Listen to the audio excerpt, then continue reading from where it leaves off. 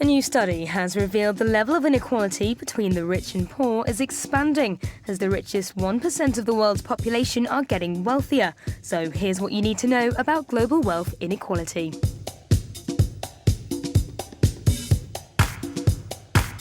The study by global bank Credit Suisse found that the richest 1% own nearly half of the world's wealth.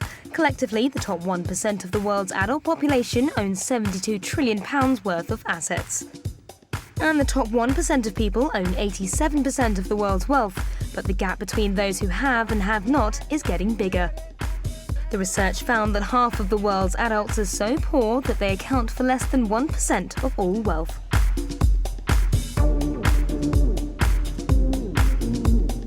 To be in this elite group, you have to have more than £50,000 in assets such as your home or savings. To be in the top 1%, you have to own £500,000. But according to the study, more than 70% of adults, that's 3.3 billion globally, are worth less than $10,000, the equivalent of around £6,200.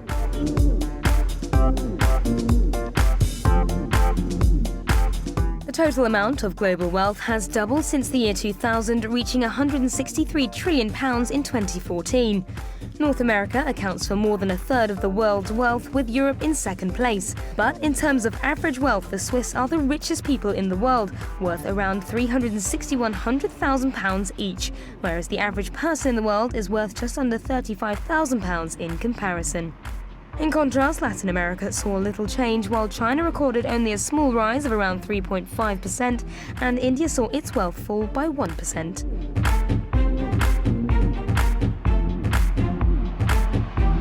The average Briton is said to be worth just over £182,000, ranking the UK in the top 10 wealthiest nations.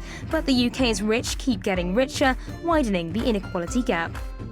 The report found the UK is the only country in the G7 to have recorded rising inequality in the 21st century. The other G7 nations, the US, Japan, France, Germany, Canada and Italy, have seen inequality stay the same or drop this century.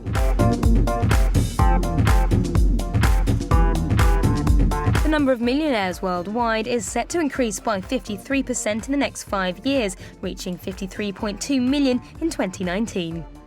You might not be one of them, but world wealth is set to rise by a further 40% in the next 5 years.